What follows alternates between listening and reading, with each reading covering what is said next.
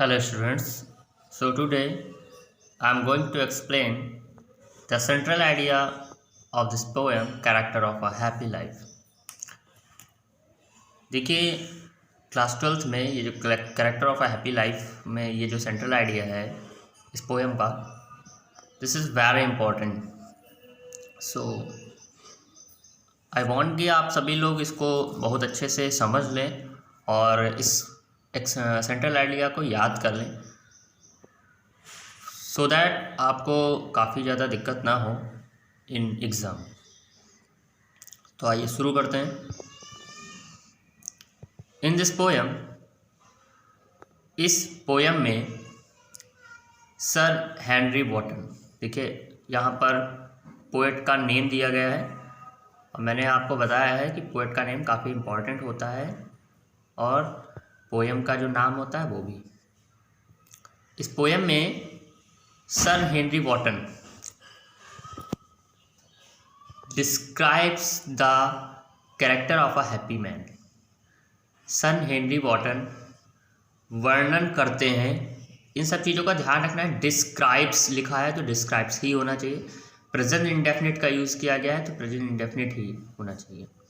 यहाँ पे केवल अगर आप डिस्क्राइब करके छोड़ देंगे तो गलत हो जाएगा. Describes the character of a happy man. Sir Henry Wotton वर्णन करते हैं एक प्रसन्न व्यक्ति के चरित्र का.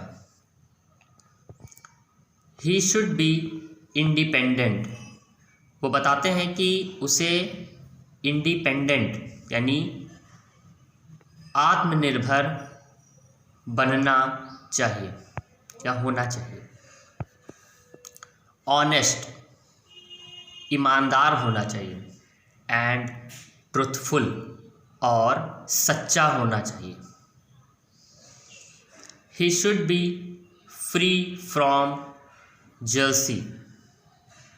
उसे जो हैप्पी मैन है उसकी बात चल रही है, उसे फ्री यानी मुक्त होना चाहिए फ्रॉम जेलसी, ईर्ष्या से. देखिए ही शुड बी फ्री, उसे होना चाहिए मुक्त. तो उसे मुक्त होना चाहिए फ्रॉम जेलसी, ईर्ष्या से. ईर्ष्या से उसे बचना चाहिए, ईर्ष्या नहीं करनी चाहिए. देखिए यहाँ कॉमा का लगा है. इल विल मिस मैंने बताया था आप लोगों को पिछली क्लास में. विल मिस इच्छा, बुरी इच्छा. इल में बीमार वाली नहीं. इल विल मिस बुरी जो इच्छा है उनसे उसको मुक्त रहना चाहिए. एंड वर्डली एनेक्सिटीज़, और सांसारिक, वर्डली में सांसारिक, एनेक्सिटीज़ चिंताओं से. एनेक्सिटीज़ में चिंता होता है, एनेक्सिटीज़ लिखा है तो चिंताओं से. तो उसे ईर्ष्या से दूर रहना चाहिए, मुक्त रहना चाहिए, बुरी इच्छाओं से दूर रहना चाहिए और सांसारिक चिंताओं से दूर रहना चाहिए. He should be very careful. उसे बहुत केयरफुल रहना चाहिए ऑफ फ्लैटर्स. चापलूसों से सावधान रहना चाहिए. फ्लैटर्स में होता है चापलूस. तो जो फ्लैटरर्स होते हैं उनसे उसे सावधान रहना चाहिए ताकि वो कोई चापलूसी करके उनसे कोई काम ना निकालें, इसलिए उससे सावधान रहना चाहिए. एंड रिमोर्स, और अफवाहों से. रिमर्स में होता है अफवाह, तो उसे अफवाहों से और चापलूसे से सावधान यानी केयरफुल रहना चाहिए.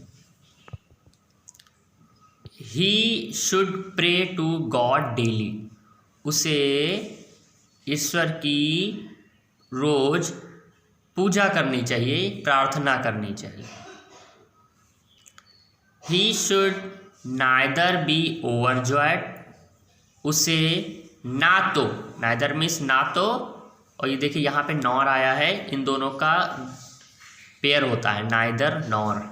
ओके, ये आपको मैं कंजंक्शन में पढ़ाऊँगा.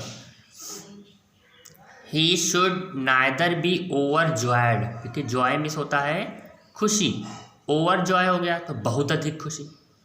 तो ही should neither be over joyed, उसे ना तो बहुत अधिक खुश होना चाहिए इन हिज अचीवमेंट, अपने उपलब्धियों में, जो भी उसको अचीवमेंट मिली है, जो जिस चीज़ में भी उसने सक्सेस पाया है उसमें बहुत ज़्यादा उसको खुश नहीं रहना चाहिए, मतलब नॉर्मल रहना चाहिए।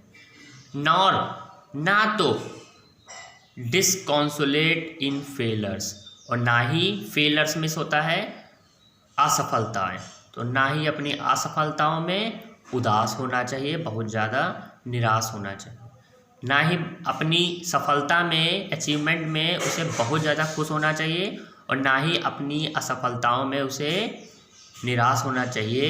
He should B master of himself, उसे हिमसेल्फ में खुद का, ये आपका यहाँ देखिए प्रोनाउन के रूप में यूज़ किया गया है, हिमसेल्फ प्रोनाउन होता है, उसे खुद का क्या होना चाहिए, मास्टर होना चाहिए। देखिए बहुत आसान एक्सप्लेनेशन है इसका, आप सेंट्रल आइडिया का देखिए, शुड बी का कई बार यूज किया गया है, आराम से आप याद कर सकते हैं।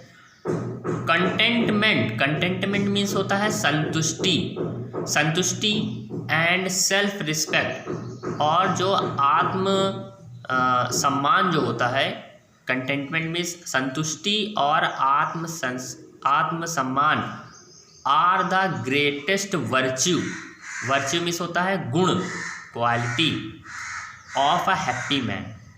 संतुष्टि और आत्मसम्मान उस हैप्पी मैन के, यानी प्रसन्न व्यक्ति के गुण, सबसे ज़्यादा बड़े गुण होते हैं। ओके, तो आई होप कि आपको ये सेंट्रल आइडिया समझ में आया होगा, और आप इससे सेंट्रल आइडिया को याद कर लें। This is very important for examination. Okay, good luck.